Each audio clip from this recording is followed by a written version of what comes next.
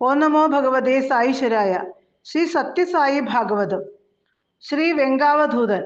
ഒരിക്കൽ ഒരു കള്ളനെ പോലീസുകാർ തൊണ്ടിമുതലോടെ പിടികൂടി. തന്റെ കൈവശമുള്ള ആഭരണങ്ങൾ ഷിർദിയിലെ സായിനാഥ് തന്നതാണെന്നും താൻ മോഷ്ടിച്ചതല്ലെന്നും അയാൾ തടിതപ്പാനായി പറഞ്ഞു. അതിൻ പ്രകാരം ധുലിയ കോടതി ഷിർദിയിലെ സായിബാബയ്ക്ക് സമൻസ് അയച്ചു. ബാബ അത് കീറിക്കളഞ്ഞു. പക്ഷേ നാനാ സാഹിബ് ചന്ദോർക്കർ ബാബയോട് കാര്യങ്ങൾ വിശദീകരിച്ചു, സഹകരിക്കണമെന്ന് പ്രാർത്ഥിച്ചു. ഒടുവിൽ ബാബ സമ്മതിച്ചു. അങ്ങനെ നാനാ ജോഷി എന്ന 1ാം ക്ലാസ് മജിസ്ട്രേറ്റ് അന്വേഷണത്തിനായി ദ്വാരകാമായിയിൽ ബാബയുടെ വസതിയിൽ വന്നു. കോടതി: അങ്ങയുടെ പേര്? ബാബ: ഇവരെല്ലാം എന്നെ സായിബാബ എന്ന് വിളിക്കുന്നു. കോടതി: പിതാവിന്റെ പേരെന്താണ്? ബാബ: സായിബാബ. കോടതി: ആരാണ് അങ്ങയുടെ ഗുരു? ബാബ: വെങ്കുശ. കോടതി: അങ്ങയുടെ പ്രായം? ബാബ: ലക്ഷക്കണക്കിന് വർഷം. കോടതി: പറയുന്നതെല്ലാം ശരിയെന്ന്, സത്യമാണെന്ന് ഉറപ്പുണ്ടല്ലോ? ബാബ: എനിക്ക് കള്ളം പറയേണ്ട ആവശ്യമില്ല. കോടതി: ആ കള്ളനെ അറിയുമോ?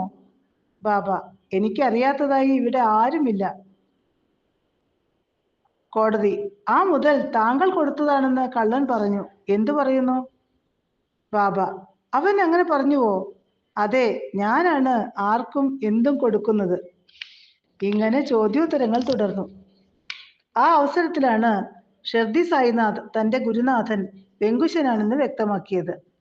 ഭഗവാൻ സത്യസായി ബാബ അരുളിയത് പ്രകാരം ഷിർദിയിലെ സായിബാബയുടെ ജനനം 1835 സെപ്റ്റംബർ 28. അരുണാഗാബാദ് ജില്ലയിലെ ചെറിയ ഗ്രാമമായ പത്രിയിൽ ഒരു സാധു ബ്രാഹ്മണ കുടുംബത്തിലായിരുന്നു ബാബയുടെ ജനനം.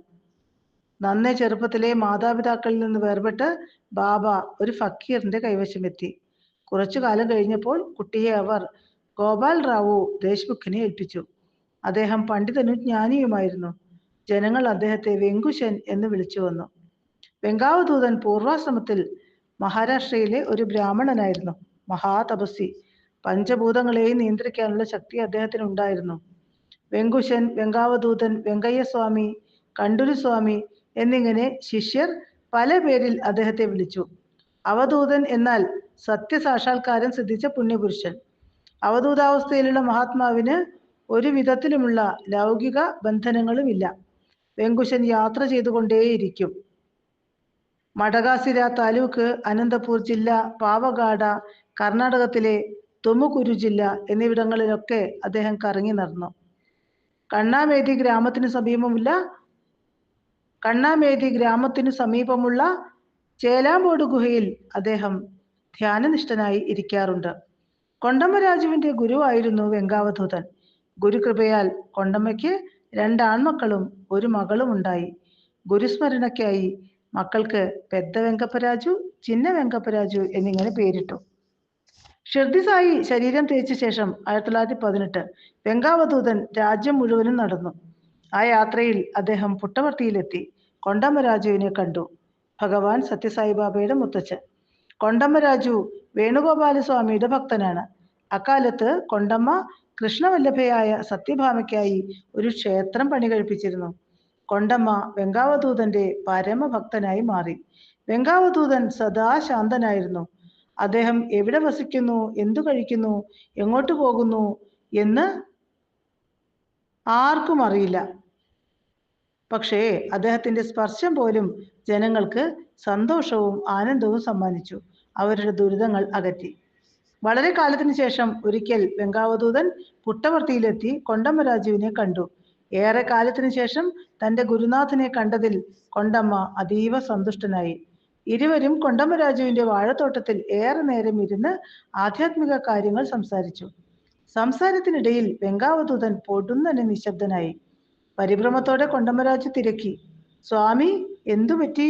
എന്താ ഈ മൗനം? പതിഞ്ഞ സ്വരത്തിൽ അദ്ദേഹം അറിയിച്ചു: ഭൂമിദേവി വിതുമ്പുകയാണ്.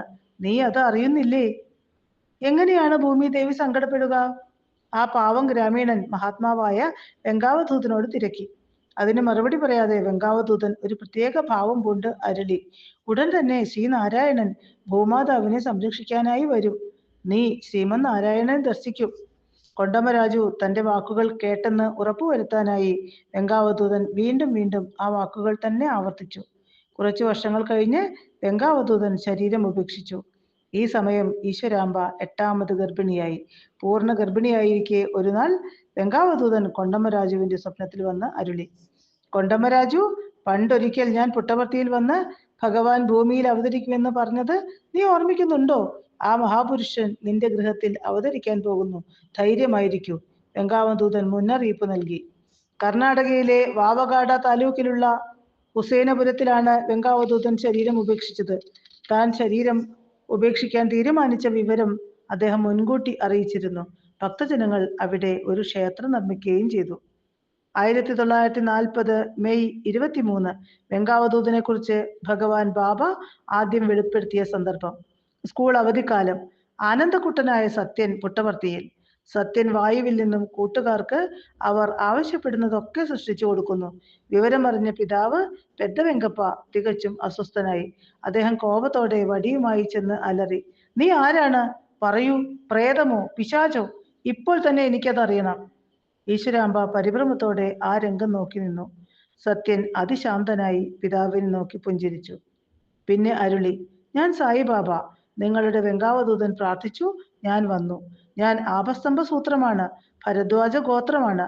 മനുഷ്യരാശിയുടെ ദുരിതങ്ങൾ അകറ്റാനാണ് എൻ്റെ ആഗമനം. വെങ്കാവധൂതൻ എന്ന വാക്കു കേട്ടതും പിതാവിന്റെ കൈ വിറച്ചു. വടി താഴെ വീണു. തന്റെ പിതാവ് കൊണ്ടമ്മരാജുവിനെ വെങ്കാവധൂതൻ കാണാൻ വന്നതൊക്കെ വെങ്കപ്പരാജു ഓർത്തുപോയി. ഈശ്വരൻ തന്റെ വീട്ടിൽ അവതരിക്കുമെന്ന് പറഞ്ഞതും ഓർമ്മയിൽ വന്നു. ഭഗവാൻ ബാബയുടെ സഹോദരി ശ്രീമതി വെങ്കമ്മ സ്വാമിയുടെ അനുവാദത്തോടെ ഒരിക്കൽ ഹുസൈനപുരം സന്ദർശിച്ചു. അപ്പോൾ അവധൂതൻ ഉപയോഗിച്ചിരുന്ന വടിക്ക് വെള്ളി കൊണ്ടൊരു ഉറയും ഉണ്ടാക്കി സമർപ്പിച്ചു. ഇപ്പോഴും വെങ്കാവധൂതന്റെ പ്രതിമയും വടിയും അവിടെയുണ്ട്. അദ്ദേഹത്തിന്റെ സമാധി സ്ഥലം തൊഴാൻ ചെല്ലുന്നവർക്ക് അത് കാണുകയും ചെയ്യാം. പുണ്യപുരുഷനായ വെങ്കാവധൂതനാണ് പൂർണ്ണാവതാരമായ സത്യസായി അവതാരത്തെക്കുറിച്ച് ആദ്യമായി ലോകത്തെ അറിയിച്ചത്. ഓം തത്സത്ത്.